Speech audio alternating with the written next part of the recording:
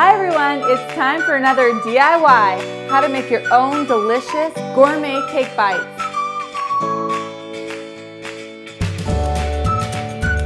These are key lime pie cake bites. I know, can you imagine key lime pie cake in a bite? It's the most amazing thing you'll ever taste. I'm going to show you how to make them. They're a ton of work, I'm not going to lie, but it's worth it. This recipe comes from Wendy Paul's 101 Gourmet Cake Bites. And one of my dear friends gave me this book about 2 years ago, and I've been making cake bites ever since. And it's very worn out because I've been spilling ingredients all over it. But this is my all-time favorite. It was the first one I ever tried, and it's still the best one in here. There's so many good ones, 101 really. They're all delicious. I've tried almost all of them. But this is my favorite one. It's the most work in the whole entire book. The rest of them are a lot more simple, but maybe that's why it's the best. It's because it's worth every single slaving minute you spend on these things. So get ready to wow your family and friends. Let's go. Okay, so the first thing that I always do is make the frosting, because if I wait till the end, I'm always just like, oh, one more step. I'm not gonna lie, these are a lot of work, but they are worth it, you guys. These are the most amazing cake bites I have ever had anywhere, right? Do you think they're good? Key lime is not an easy thing to do, but it's seriously worth it. So here we go. We're gonna make the lime buttercream frosting. So we have 2 cups of powdered sugar. We're gonna use 1 tablespoon of lime juice, 2 tablespoons, maybe a little less, of the milk or cream, and then 1 tablespoon of the lime zest. I'm going to show you later on how to get the lime juice and the lime zest. This is from Key Limes. And then we need 1/2 of a stick of room temperature butter. I'm putting that in. Yes, you are. Will you stick this in now? Did you wash your hands? Uh-huh. Okay, good. Stick it in. I saw her. She did. All right. Now we're going to stick this on. I'm just turning it on. And this is my lovely assistant, Ambry, AKA Gabadiga, right? A-M-B-R-E-E.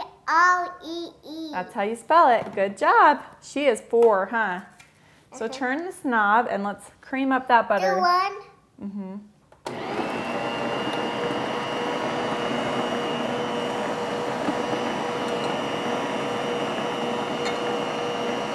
Now, Ambry, we need to add the tablespoon of lime juice. And we're going to slowly add the powdered sugar.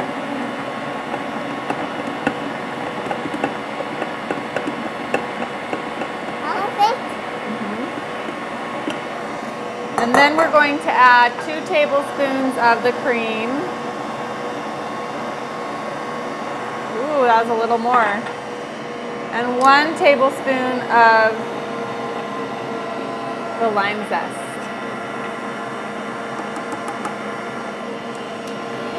And it smells so good. I'm just going to scrape the edges here to make sure we get all the powdered sugar in. A big piece of butter with it there. Yeah, we still need to get that big piece of butter out, huh? Must have been a little bit too cold. I'm a little too impatient to get actual room temperature butter, so that'll have to do. And then mix it a little bit more. And we're going to mix it until everything's incorporated in there. Stop the show! We forgot to put on our aprons. What were we thinking, Gabadiga? I don't know. Can't cook without aprons. Yours has some paint on it. I know. That's why we use them for painting. I'll fix it. Now we have 2 winners. 2 winners. And green for key lime pie, right, Ambry? Yeah. All right. So hop up on your chair again.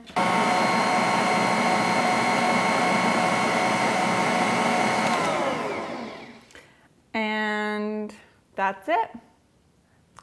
If I want to lift these off. I will let you. All right, so that is our buttercream lime frosting.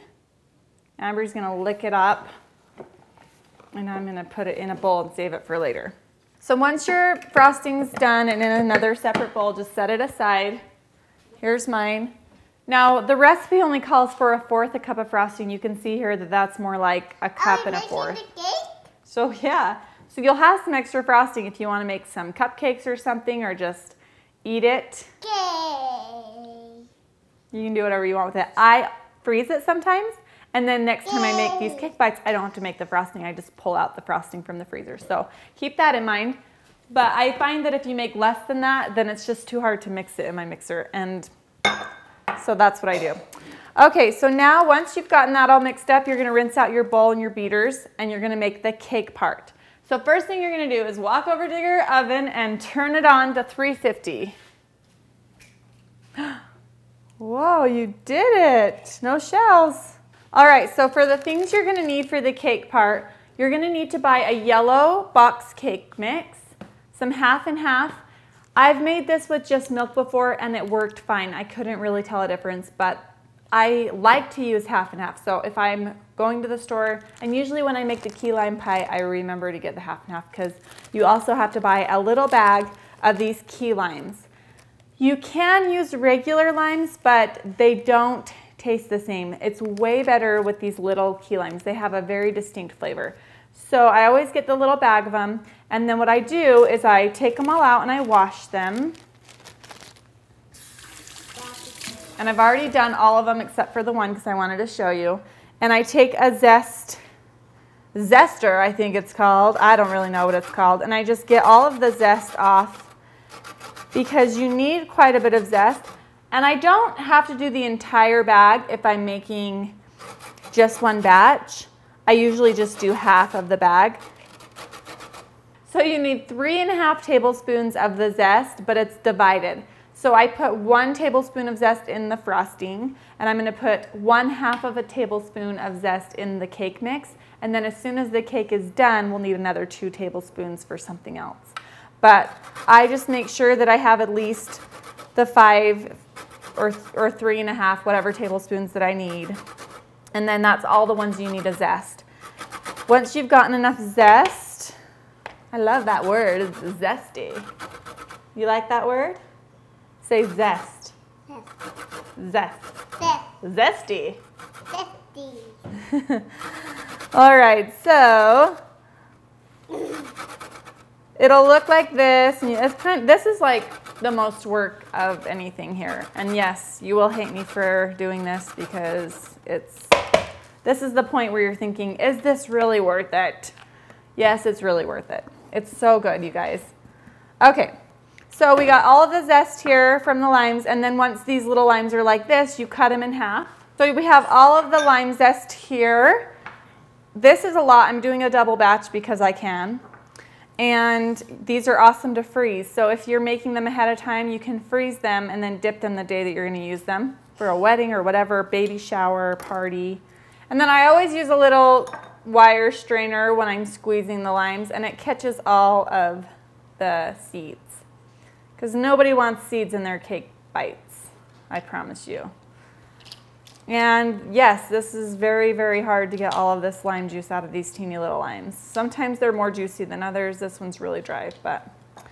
So then when you have all your lime juice, so 3½ tablespoons of the lime zest, and you're going to need 1/3 cup, and then also that tablespoon for the frosting of the lime juice.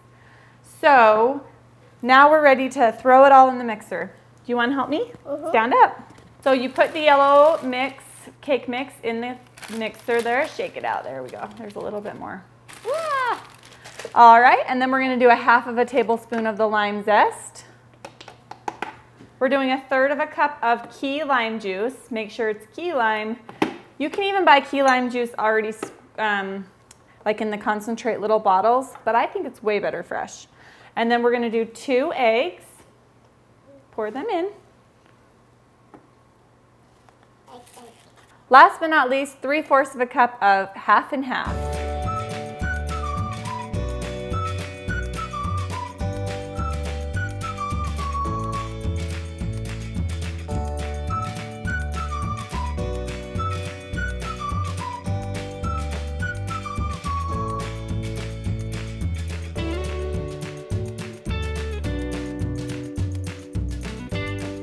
Next, you're going to take a 9x13 pan and just spray some cooking oil. You can use the kind with flour in it too, but I don't have that, so. That's just gonna help it not stick. And then we're going to take the cake mix and we're gonna pour it in and bake it for 28 minutes in the 350-degree oven. 28 minutes. Oh, it smells so good. Smell it. Don't lick it. Other people are gonna eat this, not just you. I'll let you lick one of the beaters, okay? But there's raw eggs in this, so you really shouldn't. Are you sure you want to? No. You want it? No. Okay. And the batter is going to be thick. That's okay. Just kind of help it spread a little bit if you need to. All right, in the purple oven you go. 28 minutes.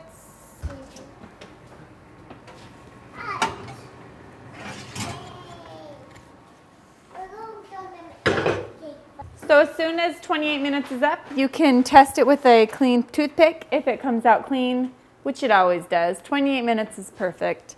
Then you just set it out to cool. And it usually takes a few hours to cool. So yeah, like I said, this is not something that you can just be like, hey, I'm gonna whip up some key lime pie cake bites in 10 minutes. No, I usually do all this the day before I want to eat them, so. All right, our cake is all cooled. You can feel that it's not hot at all anymore. You want to feel it? Is it hot? So I'm going to trim off anything that is a little bit crusty because here's the thing. You don't have to do this step, but I've noticed if you don't do it, sometimes they have a hard time holding the shape of a ball. Here's some that I've already done. And you can see that they're kind of gooey because that's just how they're supposed to be. So if you have the hard crust on the edges, then they'll have like little hard spots in them, especially if you're going to be doing cake pops. You need to make sure you trim. So if you want to do cake pops, I found the most inexpensive way to do it and the cutest way to do it is to go to a Party City or some party supply store and get paper straws. So these are just paper straws. And so the first step here is I've lined a jelly roll pan with parchment paper.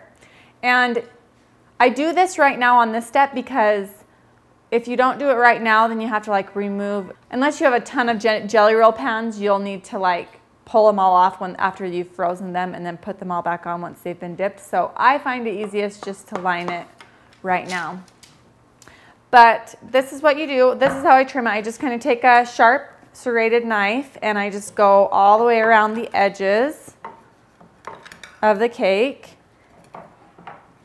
And I make sure that those are off. And you can just eat this.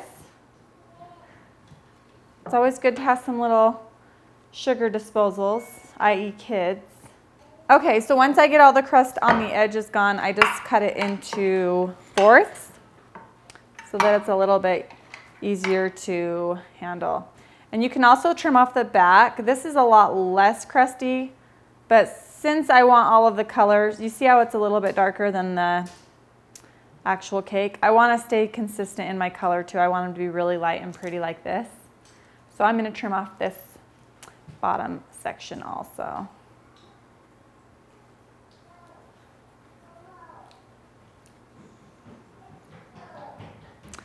All right, so now once we have this little square, you take a bowl and you just kind of crumble it up. And you can also use this recipe for cupcakes if you want. They're a little bit more dense than a regular cupcake would be, but you could use some of that frosting that we did to fill in the center of it. So I've done that before too, and it's really yummy. So as soon as you get all of your little cake crumbs in here, you're going to add the 3 little magic ingredients that make them so ooey gooey and delicious. We're going to need 2 tablespoons of the lime zest. One more. Ooh, let's do a little bit more. Oh yeah, good job. We're going to need a 1/2 cup of sweetened condensed milk. Ooh, yum. I'm going to help it out here because it's a little sticky. And I just use a large spoon.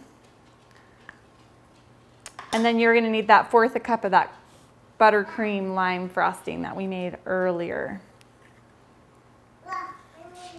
So those 3 ingredients go in with the cake. Ooey gooey. And you just mix it up with the back of a spoon and just kind of squish it into it until you kind of have like a dough. Yummo.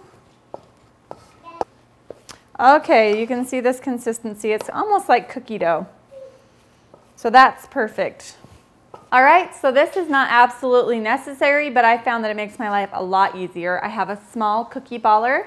It's kind of like an ice cream scoop, but it's a lot smaller. So this is like the perfect amount of cake bite goodness. And so I just kind of squish it in there and then I roll it out with my hands, and that makes it so they're all kind of uniform. And if your hands start to get sticky, just wash them, keep a paper towel on hand, and keep your hands nice and clean and dry, and then it should be really easy to... Here, I'll do one for you. All right, roll that one up into a ball. Should be really fast to roll through all of these balls, and I just lay them on the parchment paper on the cookie sheet. So now, if you want to make cake pops, all you need to do is grab your paper straw and stick it through one of your soft little balls that you just made, and I lay them down on the pan. The next step after that is going to be freeze them. So I usually cover them with saran wrap or even tin foil if you don't have saran wrap, and I lay them in my freezer. I have a chest freezer that works really well to lay the whole pan in there. If you have a smaller freezer, like a side-by-side, just use smaller dishes, plates or whatever, and you might have to do a couple of them, but you could slide them in and do that. This is one of the last hard steps. The next hard step is dipping them. Ugh. See, if we freeze the cake bites, here's the best thing. If you freeze the cake bites, once they're really solid frozen, you can stick them in like a gallon-sized Ziploc bag and kind of suck all the air out or push out some of the air out. You don't want to squish them. You want to keep them in balls. But you just keep them in your freezer until you want some cake bites, and they stay good for a couple weeks. I think I've even had them in there for like 6 to 8 weeks and they've been fine. But they don't usually last that long, so I don't have to worry about them going bad, because if I know they're in there, we're eating them. Or sometimes I just know that one of my friends is having a hard day, and I just pull like 4 out of the freezer, dip them in some melted chocolate chips or white chocolate chips, and throw them in a cute little bag. And I have them on hand for just special little moments that I need to have them for. So I love making these. I love making big batches, and then I also love bringing them to activities and parties because they're always a huge hit. So these need to freeze until they're solid through, especially if you're doing the cake pops. Definitely at least an hour or 2 for cake bites, and I would even do 4 hours for cake pops. All right, now we're at the fun part. We get to dip the frozen cake bites into some chocolate. So I usually just buy these. I've also in the past bought like a big, huge 10-gallon thing of the bigger chips, like the baking chips. I guess those aren't baking chips. Those are like for melting. And I got those at a store called Kitchen Needs here, but I bet you could find them at like Orson Gigi or just, but they seem to be a little bit more expensive or about the same. And I find it easier just to kind of buy these because this comes in a 12-ounce package. And for melting and for cake bites, you want to dilute it a little bit with some Crisco. So for every bag, you need 2 tablespoons of Crisco. So if you did a half a bag, you would use 1 tablespoon. And what I do is I just put the Crisco on top in a couple blobs, and then I microwave it for 1 minute. I stir it all and then do 30 seconds again and stir it. And usually that's enough. If you need to do any more than that, I would do 10 to 15 second increments. Because if you overcook this, it coagulates and it scorches and it's just weird. It kind of will be lumpy. So you want it really like kind of on the thinner side, but smooth. So we're gonna do that. So this is after 1 minute, and you can see that there's still some chips that are full, but as you stir, it kind of melts the rest of them.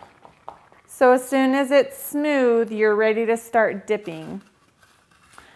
For cake pops, I think it's easiest to get a piece of foam like this, And I've already used it several times, so it has holes in it. It's a little bit harder to push the straws through it the first time, so I would use this size dowel to push them through the first time, and then you're ready to go. But for the cake pops, if they're a little bit misshapen, you can kind of mold them a little bit. You don't need the fork for the cake pops. On the cake pops, they're really easy because you have the stick to work with. It's very important that the chocolate's nice and warm and that the cake pop is frozen. Otherwise, it will just fall off of the stick. And then these take a little bit more time because you have to kind of let it set up as you spin it so that it looks pretty and doesn't get any drips. And you can decorate it with a little bit of, I like to do graham crackers for the, get that out of the way. So it kind of makes it taste like the crust of the key lime pie. So let's see, you can do as much or as little as you want. It's kind of just pretty and fun. And so there's that one. And that looks yummy. I want to eat it. And of course, Ambry didn't make it through the whole video because she fell asleep. She's tired. It's really important that you put some Crisco in the chocolate. Otherwise, it gets a little bit too thick and it's kind of not fun to eat because all you're getting is a big chunk of chocolate and you can't even enjoy the squishy inside. So if you're doing cake bites and they're not on the stick, it's a little bit more simple, I think, because you don't have to worry about them falling off the stick or dripping, and they're a little bit quicker. You just drop one into the bowl, get a fork, give it one little turn, and then you scoop it out, and then I kind of just tap it on the edge of the bowl until it runs out, and then I just do a little flip, and then you can kind of pat it with the fork if it has any little fork lines in it to just kind of smooth it out. And then you take the topping, the graham cracker, and you just sprinkle a little bit on there, and there you have it. If you don't have a piece of foam and you still want to do cake pops, another way to dip them would just be to roll them in, and this is a little bit faster. And then I just kind of dip them in, well, actually, you just kind of set it up like this, and then you can put the crust on the top part. And then when people grab them, they just grab the stick, and it's a lot more fun that way.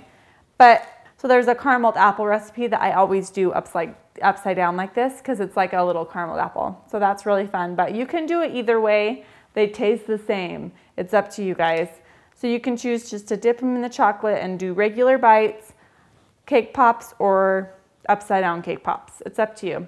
But it's really important if your chocolate starts to get a little bit thick, just to microwave it for 10 or 15 seconds, just to thin it back down because you don't want it to get too thick. It gets expensive too if you have it too thick because you can only do like half the amount of cake bites that you could have done if you would have had it thinned out a little bit. So that's just my little tips. And I hope you guys enjoyed this video and it was helpful for you guys. I hope you guys try it. It is a lot of work, but like I said, it's worth it and it's really fun to bring to events. So try it out. Let me know what you guys think and make sure you guys subscribe to the channel. Comment below and let me know if you guys tried it and if you thought it was good because I love key lime pie. It just is like my favorite spring summer treat, and I was just craving it lately because it started to get a little bit warmer and it's springtime and Easter's coming, so that's what I wanted to share with you guys. All right, thanks for watching, guys. Have a cake bite on me. Here, have a bite. It's really good.